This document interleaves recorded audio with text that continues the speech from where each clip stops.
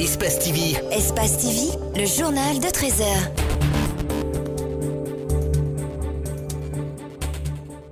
Les forces sociales ont décliné l'invitation du Premier ministre. Elles avancent une incompréhension par rapport à l'invitation qu'elles ont reçue. Plus de détails dans ce journal. L'Élysée assure avoir pris la sanction la plus grave jamais prononcée contre un chargé de mission, Alexandre Benalla, le responsable de la sécurité durant la campagne présidentielle de Macron, qui avait agressé un manifestant à Paris le 1er mai, a été suspendu de ses fonctions.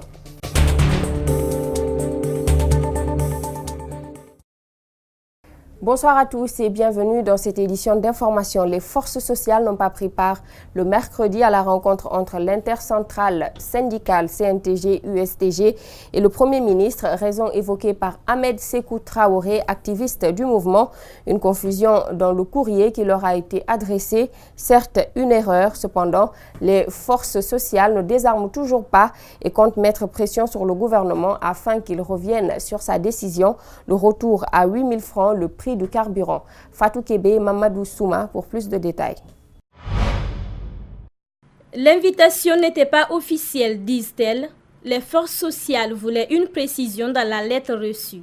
Le Premier ministre a effectivement eu l'intercentrale syndicale et le patronat en audience mercredi sur la question du carburant. Mais les forces sociales, elles, se sont passées de cette rencontre. Sur l'enveloppe, c'était écrit les forces sociales. La lettre proprement dite était écrite là-dessus, le mouvement social. Donc, entre force sociale, mouvement social, acceptons d'admettre qu'il y a une différence. Le titre que nous portons, qui nous permet d'agir légitimement au nom du peuple, c'est les forces sociales. D'où, par conséquent, nous avons humblement décliné face à cette invite. Le combat est certes commun avec l'union des syndicats, mais pour les forces sociales, aucune négociation n'est possible en dehors de 8 000 francs guinéens le litre du carburant. Elles réitèrent donc leur engagement au peuple guinéen à continuer de défendre la cause jusqu'à satisfaction de cette demande populaire. En tout cas, autour de 8 000 francs, notre démarche, notre marche se joignent.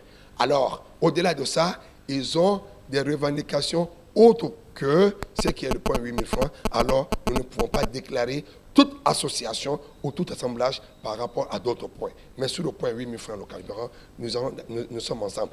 À la question de savoir si les forces sociales ont un porte-parole, Ahmed Sékou répond. Nous avons une structure qu'on appelle les forces sociales. Il n'y a pas un seul porte-parole. Je dis bien, il n'y a pas un seul. On peut confier la parole à n'importe qui au sein de la structure pour qu'il porte le message. On a des porte-messages. On n'a pas de porte-parole, on a des porte-messages. On a ce message aujourd'hui, on vous confie et vous portez. Les forces sociales restent convaincues qu'il est bien possible pour l'État de revenir sur sa décision. Et leur combat pour le faire fléchir ne sera pas entamé. Le secrétaire général adjoint de la CNTG s'est exprimé depuis Paris où il est en soins sur la crise sociale en Guinée. Il a invité le président de la République à la réduction du prix du carburant et à ses camarades syndicaux à continuer le combat. Alseni Bari a décrypté son communiqué. D'une voix sèche, mais pleine de renseignements, le secrétaire général adjoint de la CNTG s'est adressé au peuple de Guinée, telle une prémonition ou un dernier message. Dans cette sortie, Mamadou Mansaré qualifie le président de la République de pharaon et l'invite à ne pas faire souffrir son peuple au nom du Fonds monétaire international.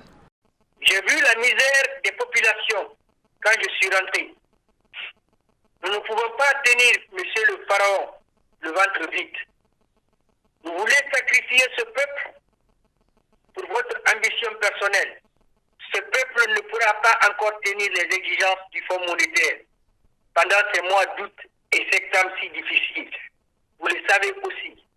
Je peux mourir, mais je ne baisserai jamais la tête devant ce peuple qui m'a tout donné, enchaîne le syndicaliste, avant de s'adresser à la population et aux leaders religieux.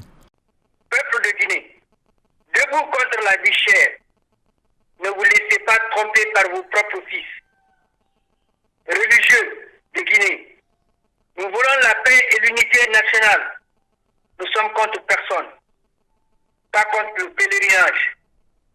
Mais nous voyons aussi certaines choses qui frappent notre conscience. Chacun rendra compte un jour. De ces mots remplis de verve, Mamadou Mansaré réitère sa détermination à rentrer au pays pour continuer le combat pour la réduction du prix du carburant et l'amélioration des conditions de vie des travailleurs. Votre général vous prie de tenir bon. Ceux qui lâcheront, l'histoire les jugera. Moi, je crois en vous. Pas de violence, parce que la classe ouvrière n'est pas violente. Elle cherche le minimum dans l'honnêteté. Votre général vous demande de tenir. C'est dur, mais votre avenir en dépend aussi. Et surtout, vos enfants. Son dernier mot est adressé à ces médecins du centre Benoît Franchon de France. Un pays, peut-être qu'il ne verra plus. Le retard accusé dans le dépôt des factures d'électricité fait polémique chez les consommateurs du courant. Dans une agence située au quartier Lombagny, dans la commune urbaine de Ratoma, la situation suscite de vives réactions chez des clients contraints de payer la pénalité. C'est un reportage de Justin Leno et Aboubakar Din Kamara. Nous sommes ici dans une agence de l'EDG située à Lombagny, dans la commune de Ratoma. Ici, les clients venus pour le paiement des factures du courant électrique sont mécontents et pour cause, le retard accusé par l'agence dans le dépôt des factures du courant 2 jours après la date limite. À l'agence de Lombagny. Mais on a fait un constat, ils déposent les factures tardivement, après on vous exige pénalité de retard. Et puis avant, il y avait la date de dépôt de la facture, mais maintenant il n'y en a plus ça. Et on vient, automatiquement, on vous dit, vous devez pénalité de retard. Et on met un montant qui est très élevé. C'est ce qui explique la colère des clients de l'EDG. Souvent, les gens se plaignent parce qu'ici, il y a des problèmes quand même à l'EDG ici. Un retard accompagné d'une pénalité que les consommateurs doivent payer contre leur gré. Certains clients disent ne pas être surpris car il s'agirait d'une pratique récurrente ici à l'agence de Lombagny. Je ne sais pas si c'est la directrice ou quoi. Elle me suggère que c'est le non-dépôt de la facture qui a été effectuée. Donc du coup, elle a regardé, elle a vu que je suis en retard de 2 mois. Donc je me suis dit qu'il y a forcément une pénalité et que je n'ai vraiment pas aimé. Heureusement que j'étais venu avec de la somme et du coup j'ai essayé de liquider. Voilà. Sur ce, j'ai demandé à ceux qu'il y ait une requête par rapport à ça, puisque je ne peux pas continuer à être pénalisé sous un tort. Outre ce problème, des clients dénoncent un autre fait. Tout le temps c'est comme ça, avec eux quand même c'est comme ça. Non seulement je ne suis pas parfaitement satisfait du service, mais une fois que je suis là pour m'acquitter, qu'on me rétablit dans mes droits, c'est ce que je les demande juste. On m'a pénalisé, oui. Je me suis acquitté et là, la dame refuse catégoriquement de me donner ma monnaie et c'est ce que je réclame. Quelles sont les véritables raisons du retard dans le dépôt des factures? Nos tentatives de trouver une réponse auprès de la directrice commerciale de l'agence ont été vaines. Un fan club pour Paul Pogba, le jeune joueur français d'origine guinéenne, champion du monde de football Russie 2018, se fait de la place dans les cœurs en Guinée. Le mouvement de soutien est une initiative de jeunes Guinéens et il a été présenté ce jeudi à Conakry. Mohamed Valek Touré, Lamine Silla y était pour nous. C'est un mouvement initié par des jeunes Guinéens en vue d'apporter leur soutien au jeune joueur français d'origine guinéenne Paul Pogba. Un point de presse animé en présence de certains membres de la famille Pogba, tous venus témoigner leur solidarité en cette initiative. Paul Pogba est un footballeur exemplaire qui inscrit son nom à travers le monde entier.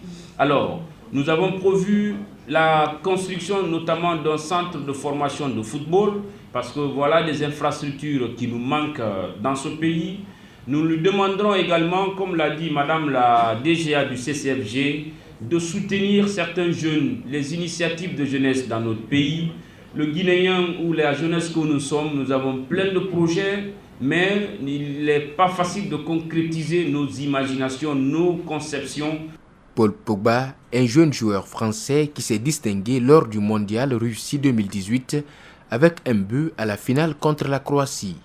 Un milieu de terrain très expérimenté qui se démarque sur chaque plan de jeu. Soutenir Paul Pogba est pour ces jeunes une action concrète, comme pour dire qu'il est tout simplement guinéen comme eux. Je sais qu'à travers tout le pays, tout le monde a supporté l'équipe de France et c'est bien à cause de Paul. Hein? On ne peut pas vraiment trouver le mot pour vous dire merci.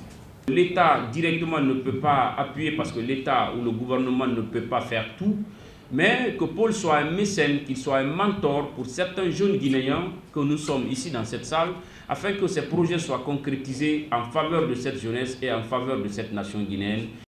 Jointe au téléphone, la maman de Paul Pogba s'est réjouie de cette initiative de jeunes et a également parlé des projets que le jeune joueur et ses frères comptent faire pour la Guinée.